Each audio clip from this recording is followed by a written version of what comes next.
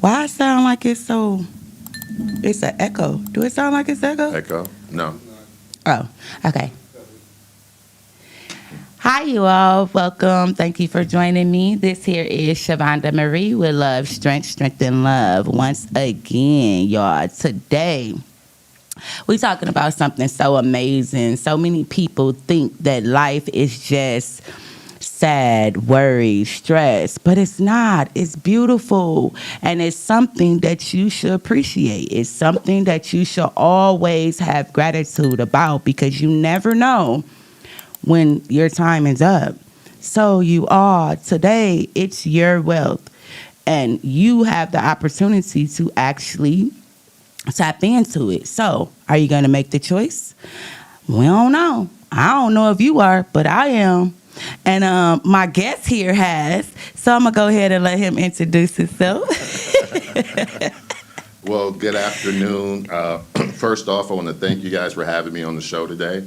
My name is Illiya Blakley. I'm a mortgage broker here in the greater Milwaukee, Wisconsin area. I've been in the mortgage lending business for about 26 years now. Congratulations. But, literally thousands of Milwaukeeans and Wisconsinites and homes over the years, and still working to get mostly, low to moderate clients that I work with. I'm what's called a CRA lender.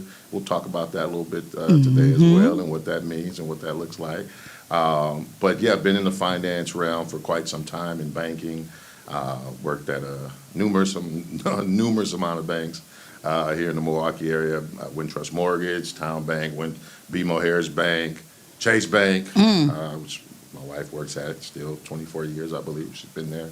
So we're like a mortgage family. Right. We're a banking family. Right. So, and, my main thing, Shavonda, is, I believe in, building proper credit, showing families how to do that. I believe in everybody should be homeowners. Not really into the landlord thing myself. Get a lot of calls, though, about renters, but I just believe that everyone should be homeowners, and there's a path to that. Right. Most people just don't even know how easy it is. Right. And we go talk about it, y'all, because today we're not just talking about strength or actually tapping into love. We're talking about building. We're talking about growth. We're talking about protection, and we're talking about rebuilding. And sometimes you have to rebuild it from the outside. I like that. Starting from the inside to the outside. I like that. I like that. You know what? I think that's one of the first topics we should dive into, because I think a lot of your listeners are probably at a pivoting point in their life right now, where they're at a crossroads. They want to get my credit together. Still kind of the beginning of the year, so everybody has these resolutions. Want to get my credit together. Want to lose weight. Want to make more money. All these things, right? But there's a path to that. It you is. have to have a plan. It is. And you have to have due diligence attached to that, because it's not easy. And It's almost a boot camp. It's a change of mentality. Yeah, that motivation. Yes. You got to be willing to take action, to do the work, too. Yes. So I didn't mean to cut you off. I just wanted to throw that out there, No, too, y'all. you are absolutely right. You're absolutely right. The biggest thing is people say, okay, I'm ready to go. And you start working with someone after a couple months, they lose interest. Right.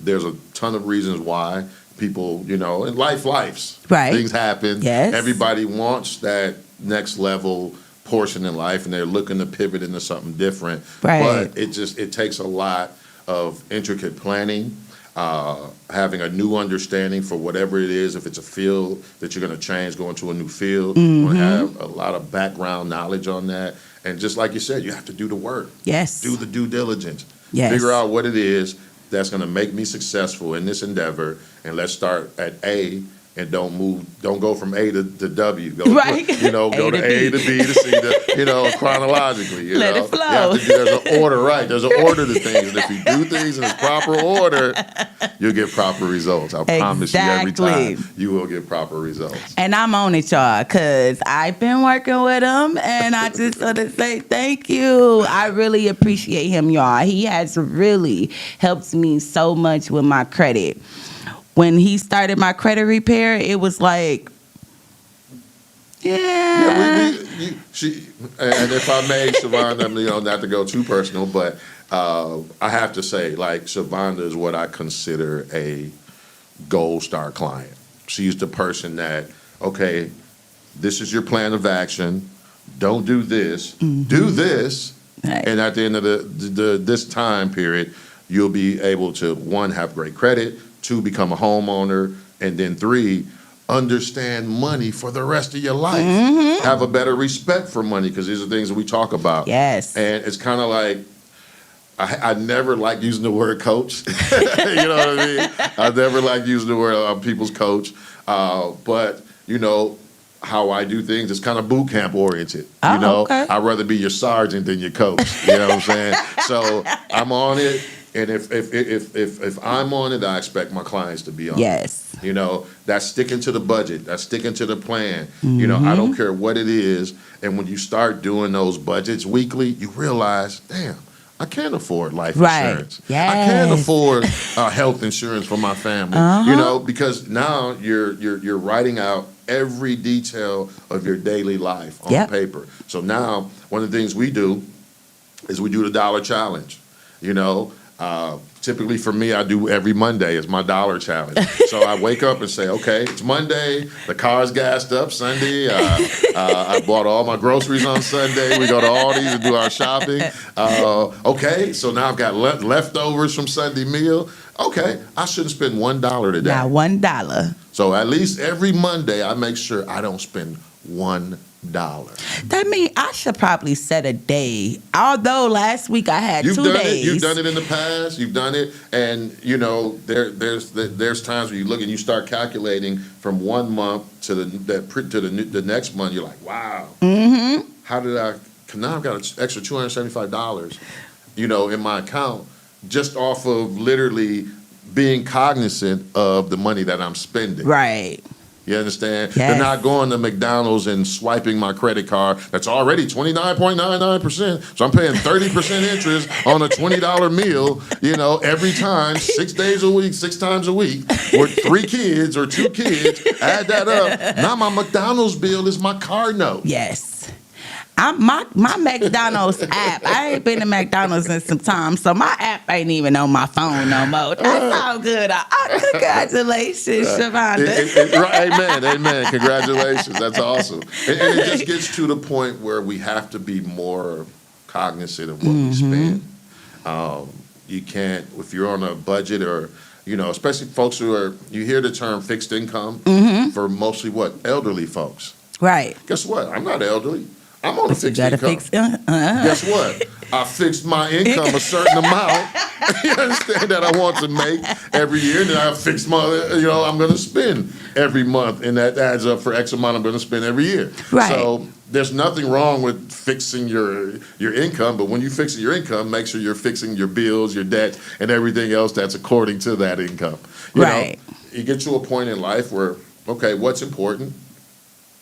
You get to a certain age, okay, I need to make this amount of money. If I'm a 21-year-old young man or young woman right now, what's the first thing that I would invest in? With my first few $100. Right. First thing I would invest in is a life policy. I would invest in probably a whole life policy or IUL.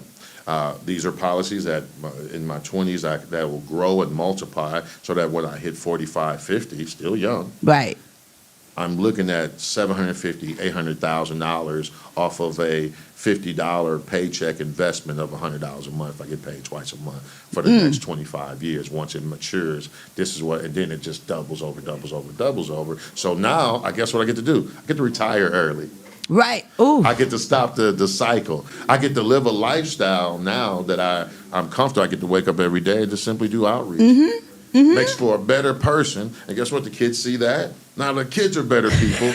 And you see how money affects that? Make it so, don't say money can't buy you happiness. Money can change you in positive ways, and there's nothing wrong with that. It's nothing wrong with it. And like I said, y'all, it's your wealth. Yes. And y'all hear how Mr. Elliott actually put his wealth in play or allow himself to make a plan so that he's wealthy in a way that's going to help his finances, his credit, help him buy property and teach how to buy property.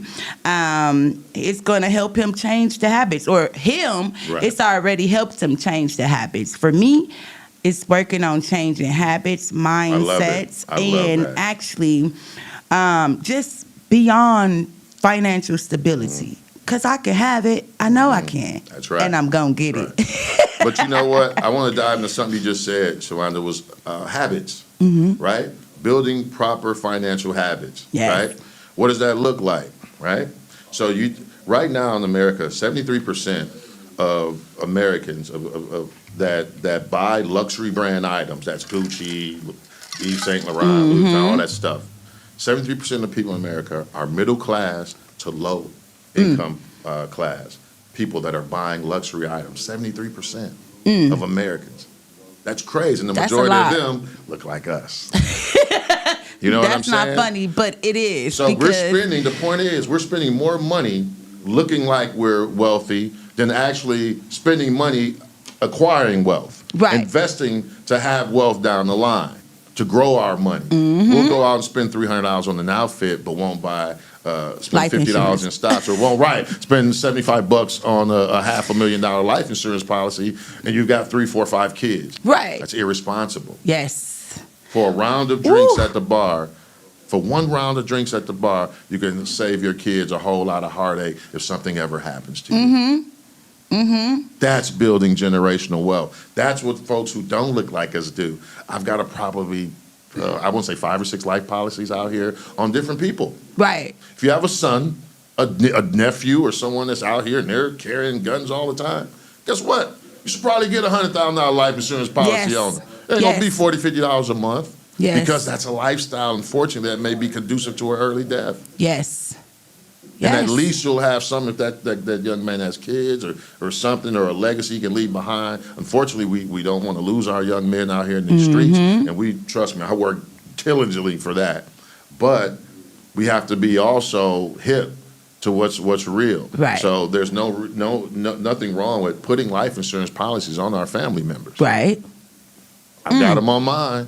Something happens, this way, Mom, you're taken care of. Dad, my mom died for this. My pops, here's a little money for you, and it's enough for them because they're in their 70s. They'll be okay for the rest of their life till one or the other is gone. Right.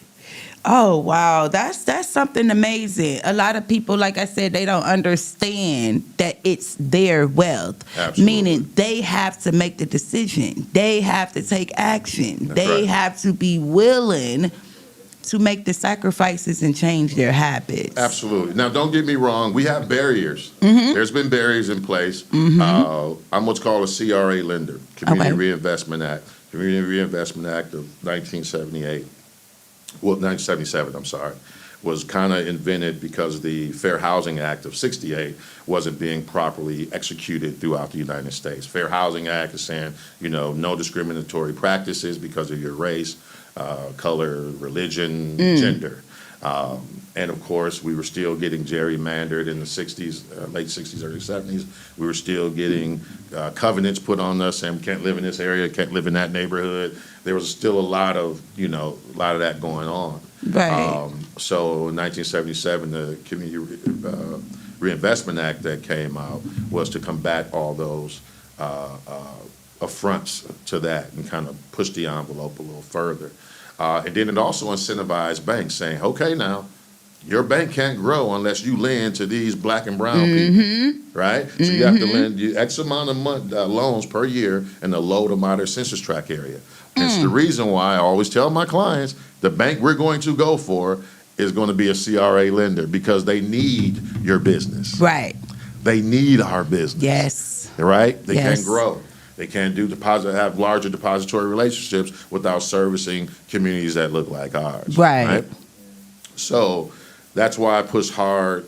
I believe in the CRA Act. I think it's a great thing that came about. And like I said, it makes banks accountable. It makes these covenants in these neighborhoods accountable on a county level, on a city level.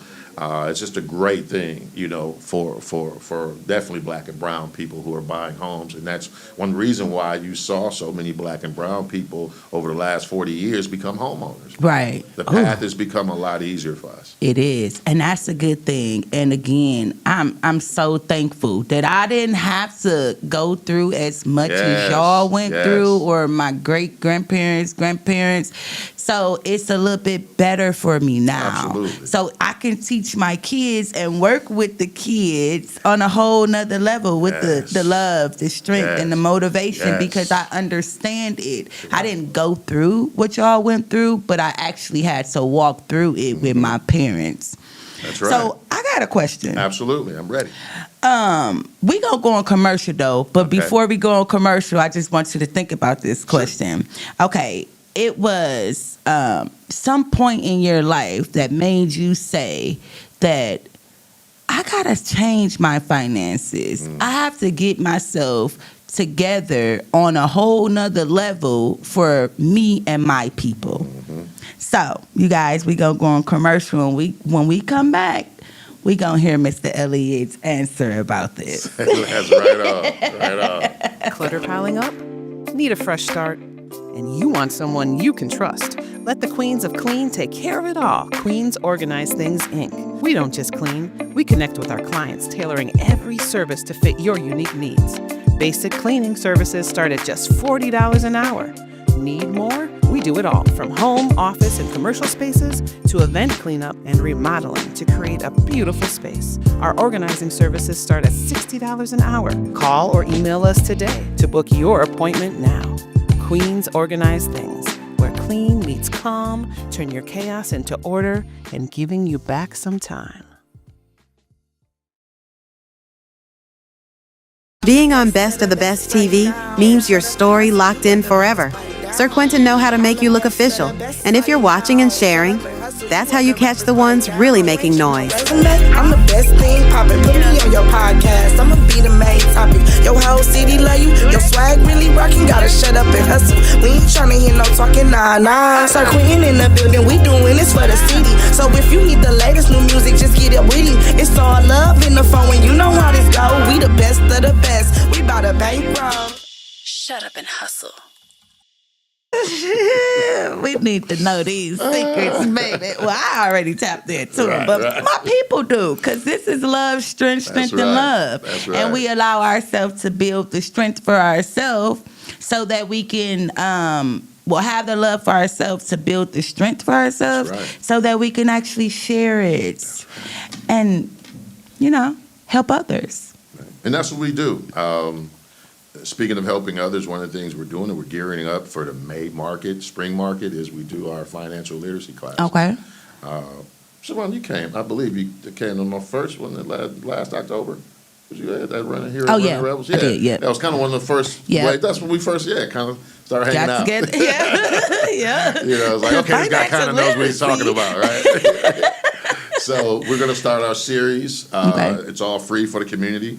I've been asked to work with, several churches. It's under works right now, so I won't name them, but you'll see us doing some really cool stuff with some of the local churches around town. Okay. In the form of financial literacy classes as well.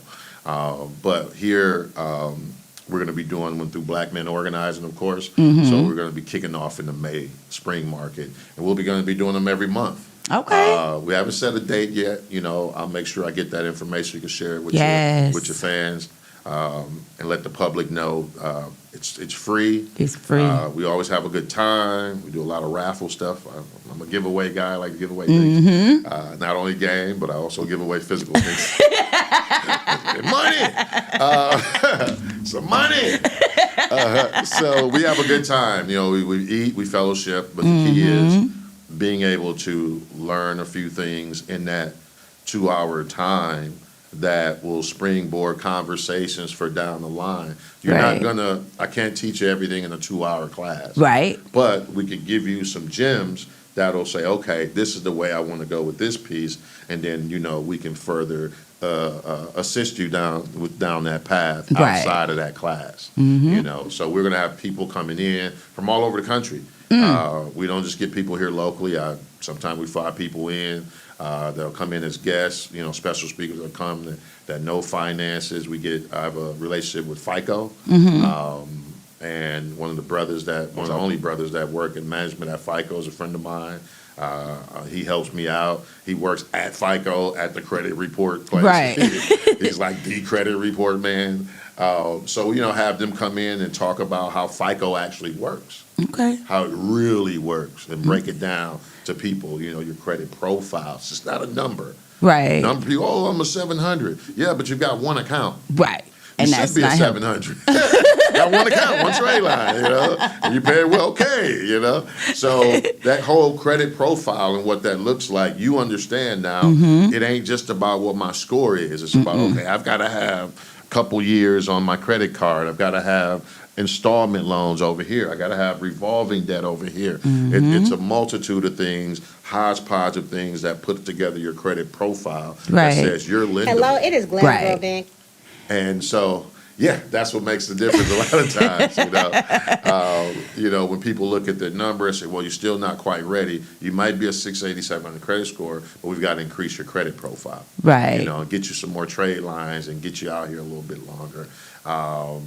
Jump on mom's credit card, dad's credit card.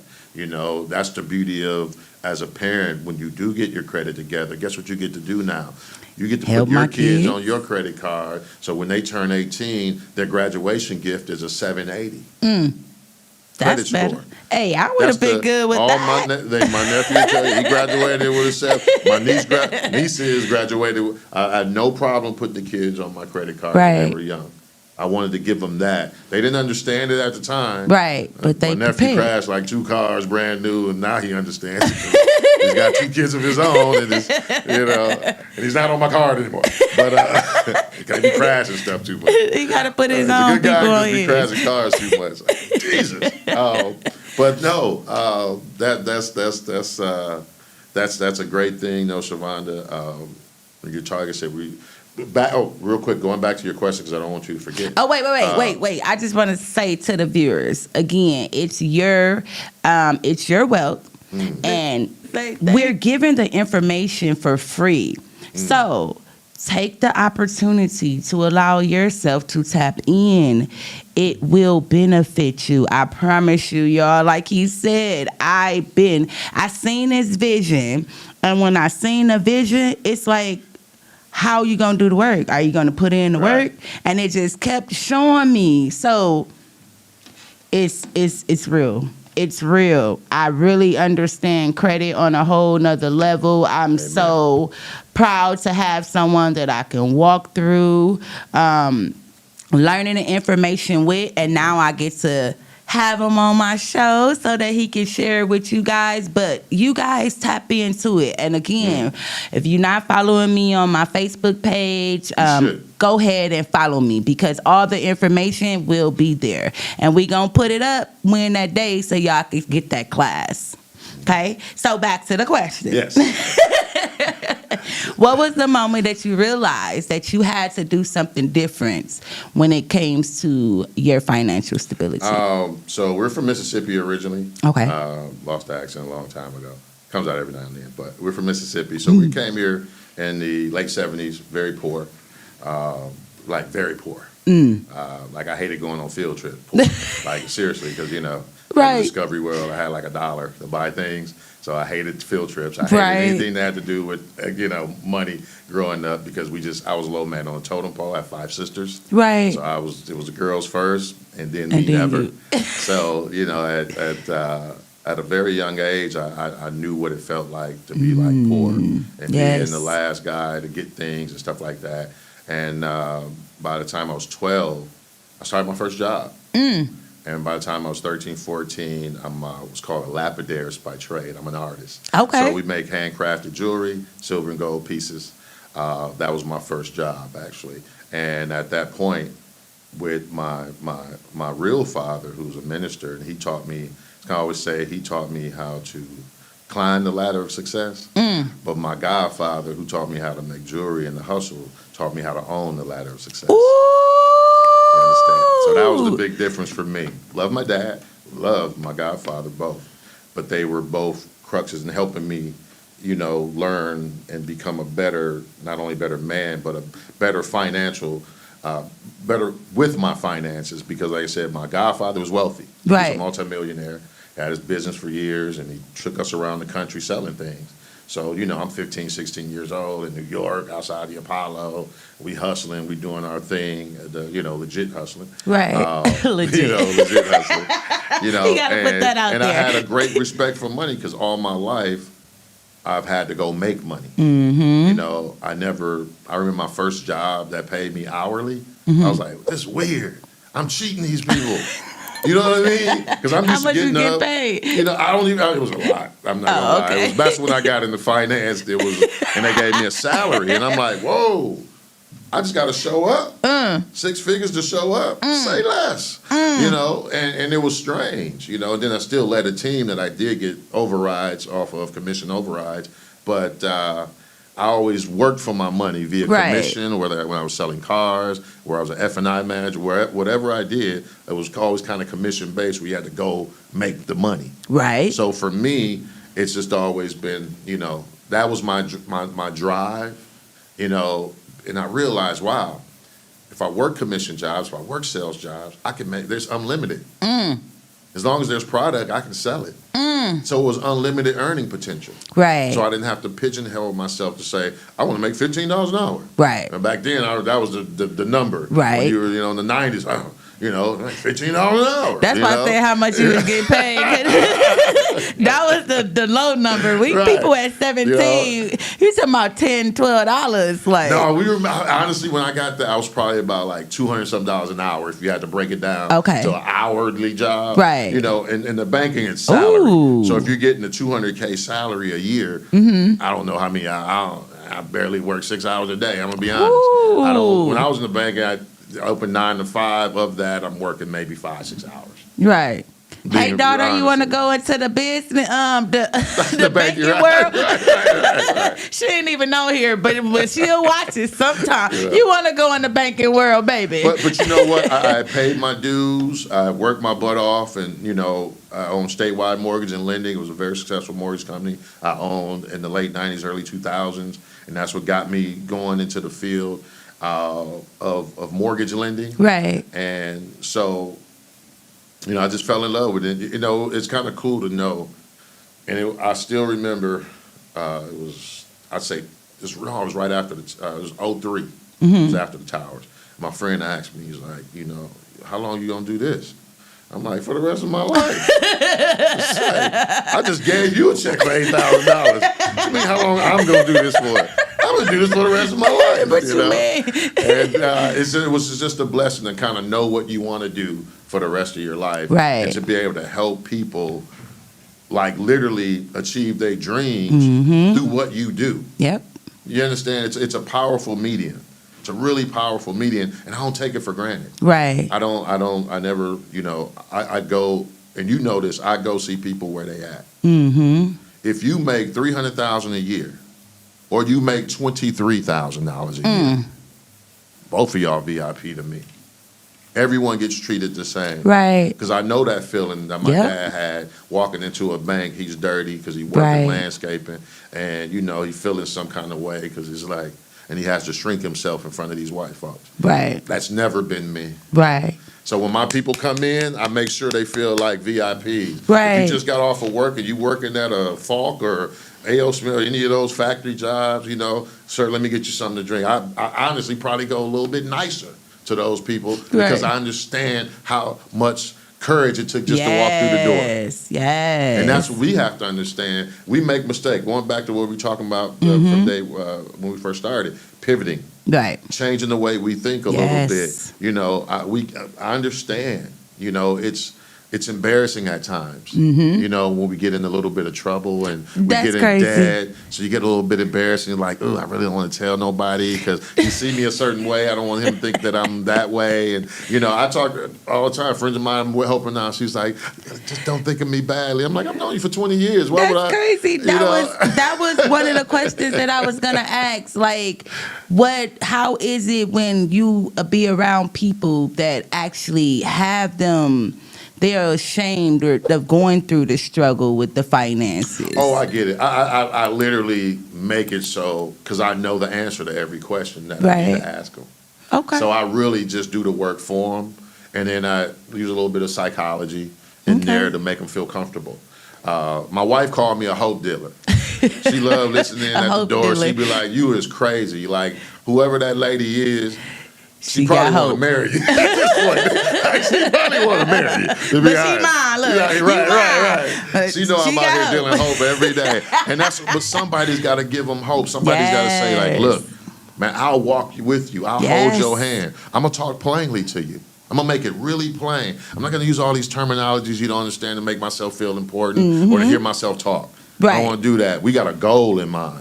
Let me help you get to that goal. Right. If you got funds to work with me right now, that's great. If not, I don't get all yoked up on that. I do have to make a living. Don't get me wrong. Feed my family. I do charge for my services, but that's just not the gist of what I'm doing. You It's know that. beyond money. It's beyond money. Yes. At the end of the day, I don't advertise. I don't market, and my phone literally rings every day. So, have you ever had to repair your own credit? Yeah. Oh yeah. Well, I say so. I do property restoration, guys. I renovate homes here in the city. So typically, if I'm working on one or two properties at a time, working on the house right now, a lot of times I'll run up a tab. Mm-hmm. My Home Depot bill will be through the roof. My Menards card be maxed. All that good stuff. Right. And then when I sell the house, and you get the check. Then you go Pay pay it everything all right off. back off. So, you may go from a 780 to a 680, 690. But then you know that once this property gets sold, so it's never like I'm repairing my credit. Right. I'm never late or anything like that. But I'm just, you get a little max overextended. I don't want to use the word herbs because I never get overextended. But I max out some cards if I'm Right. doing a project. And then I have my line of credit that we use, our business line, which isn't really attached to my personal credit, but it's attached to my business credit. Right. So once again, we use the line of credit to acquire the house. Once we're done, we pay that line back off as well. So now my business credit is back A1, personal credit is back A1. Right. And having those means, but that's being in business. That's Right. that's a whole other thing with being in business. You certain things that a business owner may use at times where it's coming out of his personal line or her personal line. So kind of, gets a little tricky there. But I always make sure I never overextend myself. Right. Never overextend myself. Never live over your means. The biggest thing, I'm going to tell you, I'm going to give this key caveat. And I know we touched on it a little bit earlier, but living outside of our means, we don't talk about that enough. Right? That was crazy. That was one of the questions I was gonna Yeah. ask you as well. Look, I don't even really gotta ask Right, the you don't have to questions do my because thing. you Yeah, keep right. going, and that's the thing that I love about giving people like you the opportunity to actually come on and share it. Yes, because we need to hear these things. Yes. No, we seriously, really, really need to hear these things. At the end of the day, when you're down and out, if you, by the grace of God, and I hope this never happens to anybody that's listening within earshot, but if you're ever in a situation where you're physically down and, you may have to be in the hospital for a month, are you right now ready to say all my bills will be paid? My kids will be taken care of? The groceries are still, I have a refrigerator full of food still? Are you prepared to say that right now? And if you're not prepared to say that right now, you need to talk to somebody or make some really solid fiscal changes in your life right now, right? My advice to my clients, all my clients need to have 1 year set aside. 1 year of bills, 1 year of their living. We do a monthly budget, so I know exactly every one of my clients' financial situation. Right. So if they're looking at, $3,000 a month or $3,500 in bills times 12, whatever, bam, that's what, they have to, that's what they have to work with. It is so key to stay below your means though. When you're making $30,000 a year, but you're spending 50 just to look like you're kind of, doing something, it's backwards. It's not the way to go. That is not the way you want to live. So I think it's key just having somebody, in your life or somebody, whether it's me or any financial advisor. And just so you guys know, everybody, once again, if you have a bank account, you have a personal banker. That banker job, you can walk in the bank right now, but Sunday, but tomorrow, and walk in the bank and say, I need to speak with a banker. And that banker has to sit down with you, go over a plan, a budget. That's what you paying. That's what your deposits, your direct deposit from your paycheck. And they're using your money to loan out to other people like myself. Okay. One of your perks is to be able to talk to those bankers, is to be able to come up with a plan free of charge, because you're already paying for those services through your depository relationship with that bank, right? We don't even use everything we have at our disposal. No. Those people work for you. You know, when I walk in the bank, as good as I am and nice a guy I am when I'm working with clients, I'm the opposite when I become a customer.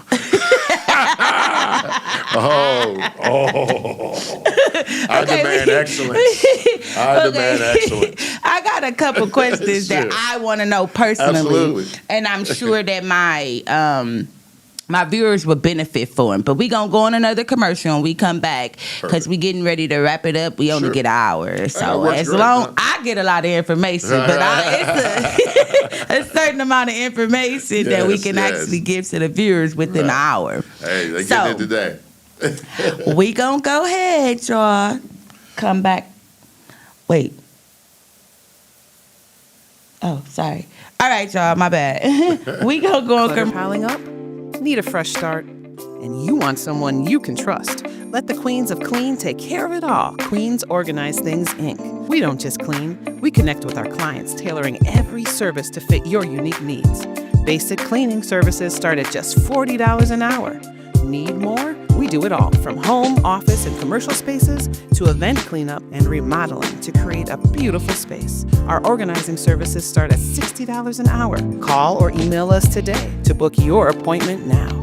Queens Organize Things, where clean meets calm, turn your chaos into order, and giving you back some time. Welcome to Sir Quentin Cinema, where the grind meets the big screen. We capture the hustle, the vision, the vibe. Lock in today. Call 414-378-9001. Sir Quentin Cinema. Shut up and hustle. Shut up and hustle.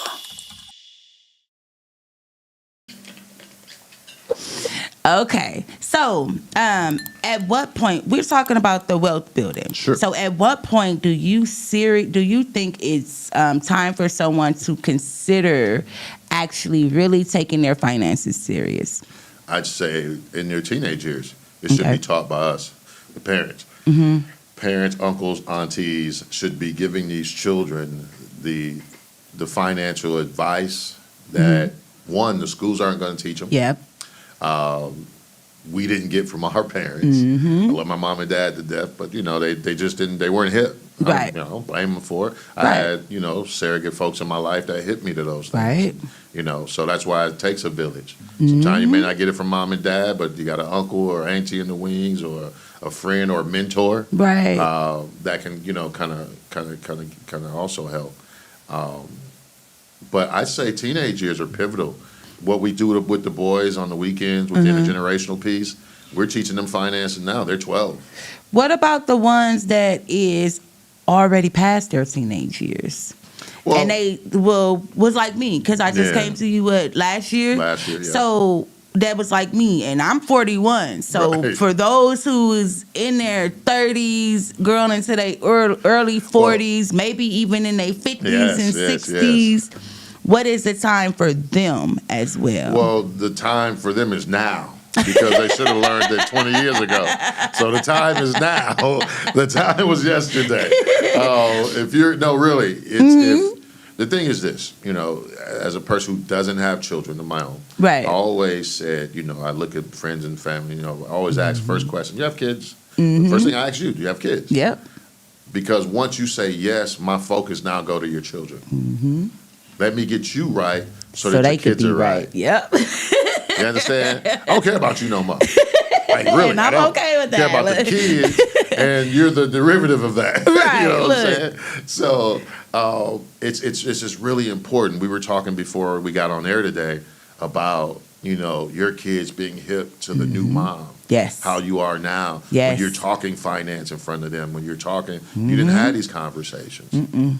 So when you say, when is the time? It's now. It's now. If you're 40, 35, 30, and you're not getting basic financial education.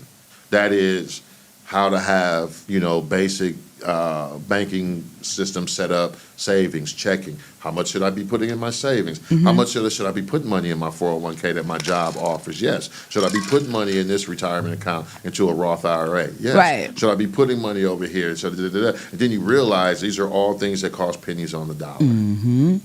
Starting off. Pennies on the dollars.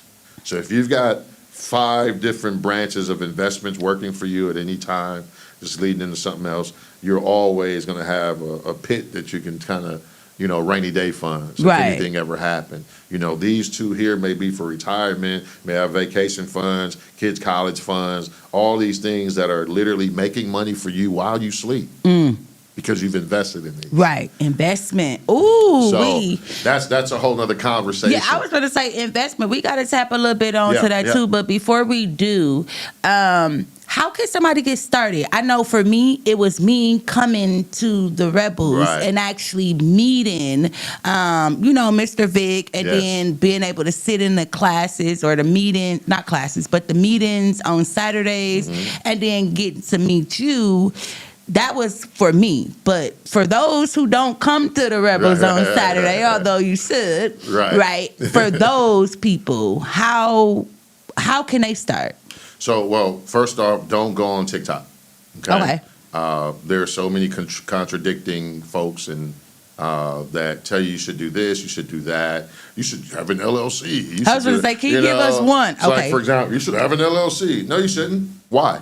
What are you selling? What are you offering the public? And guess what? Uncle Sam's going to say, "Oh, you have an LLC. Where's my money?" Right. You know what I'm saying? So there's benefits. Don't get me wrong. And people say, "Well, it's a shelf LLC. It's a shelf corporation, and all that." Listen, those same people are going to forget to pay. I didn't make any money. So what? Did you file? Well, I didn't file. Right. So now it's useless to do these things if you don't have a proper plan and a plan of action ready to go and become implemented for a business proposal that you're trying to do. So getting an LLC just to have it doesn't really make a lot of sense for most people that are in this field, that are in that sphere. Everything's transactional. Right? So if I'm going to do that, that means now I'm opening up something that is going to pull me money or create a business opportunity or an employment opportunity. Right. So that puts me on the radar of the IRS. Yes. So these are all different problems. So, that's why I say be very, very careful on where you guys get your information from. First off, I definitely say go to your bank. Okay, we all that's number one. Bank account. Go to your bank, talk to your banker, right? I've been with the same broker since I was 19. Find you a financial planner, aka a broker. He or she in my case, will sit down with you, no charge, free of charge, and go over your financial snapshot. They'll take a look at what you have already, take a look at your income, and see how that can be diversified, where you can still pay your bills and live a comfortable lifestyle, still start a nice nest egg for yourself and your children. Okay. As well as create life policies that are also going to be policies that'll make you a safety net with like an IUL or something like that. So those will be the first places that I would go. Always talking to somebody.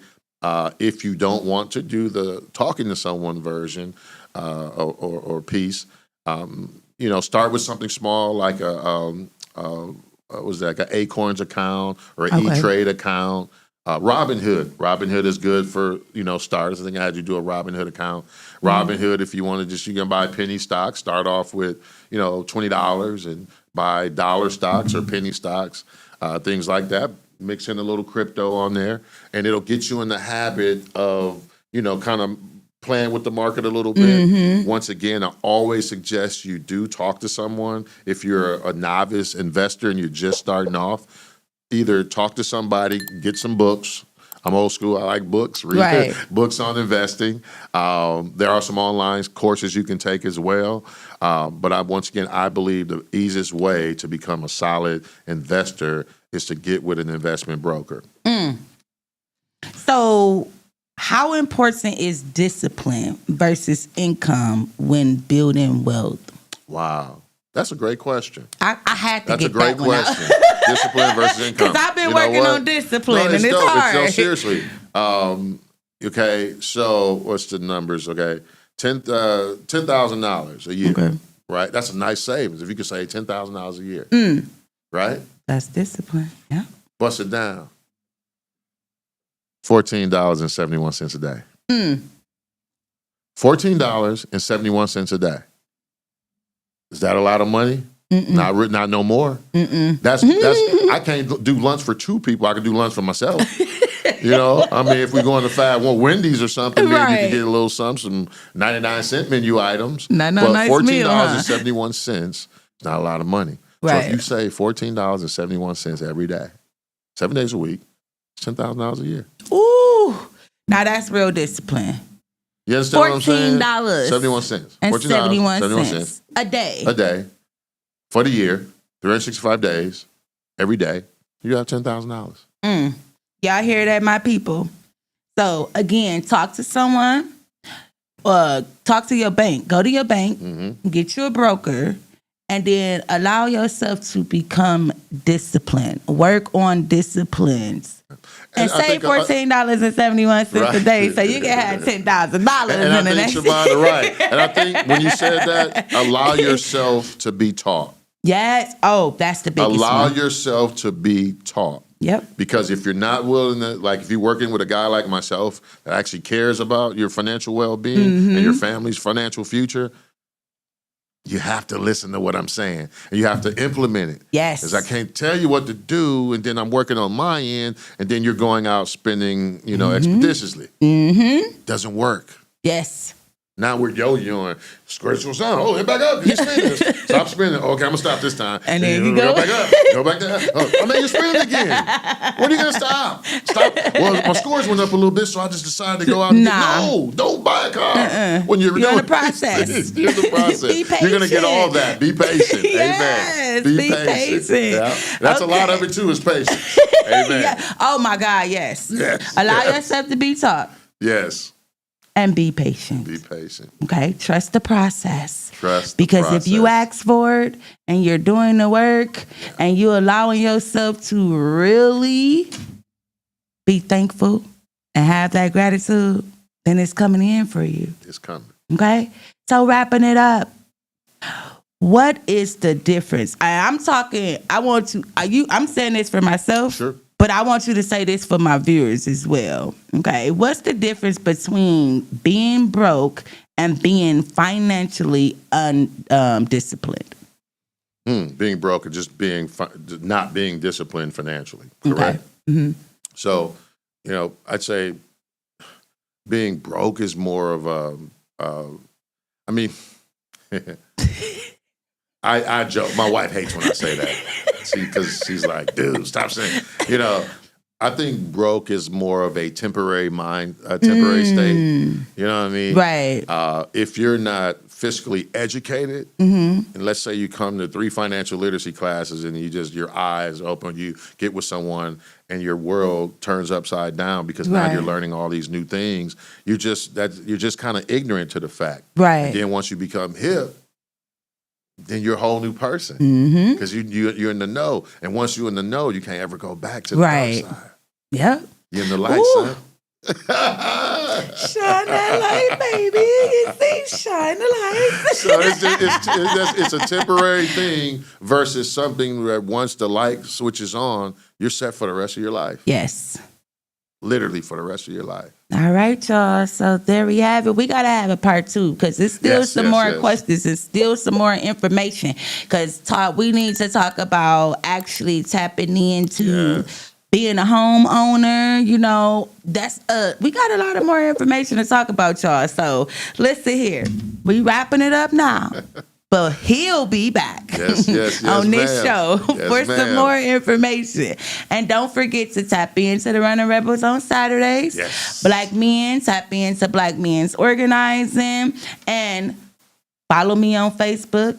Follow Mr. Illiya on Facebook. Yep. And if you come on my Facebook and you see I got 30, 40 friends on connected to Mr. Illiya on there, then tap into those friends too, okay? That's right. Because the information is out here and we sharing it. We share it every day. If you go to my Facebook page, it's Illiya Blakley. I share every day all things Milwaukee. Yes, so if you want it, go get it. And tell them again, Mr. Illiya, how they can tap into you. You can reach me on Facebook, this Illiya Blakley, TikTok, Illiya Blakley, Instagram, Illiya Blakley. I'm the only Illiya Blakley in the world, so I don't need to put weird things next to my name. So just Google Illiya Blakley, you'll find me. I'm all over the internet. And that's I Blakley Credit Repair Services. I Blakley Credit Repair Services. We are right now number 2 in the state of Wisconsin. Woo! Right behind Lexington Law. They got me beat. They got more money, a lot more money. Ooh, that means I'm doing something right, y'all. So if you are following me continuously, following me, and if you would like to come on and share your story or just to tap into the great vibes. It's great vibes. This has all been love. This is all love. I feel the love. I do. Oh, then hit me up, you guys. Until then, please don't forget to like, share, and subscribe. Yes. Again, share. And like, at least. You don't want to subscribe, that's cool. But please share it, because somebody else out there needs to hear it. All right, y'all. Until next time, thank you all for joining me. Thanks, guys. Thanks for having me. Hey, family. Guess what? Episode 2 of It Takes a Village is done and in the books. It will be dropping soon. And I just want to share my appreciation with you all. The comments, the feedback, you answering those questions. Oh, it was amazing. And you know what? Some of those questions will be in this new episode. And we're going to show what you guys answered. We're going to show that feedback live. So again, thank you so much, family, and see you soon.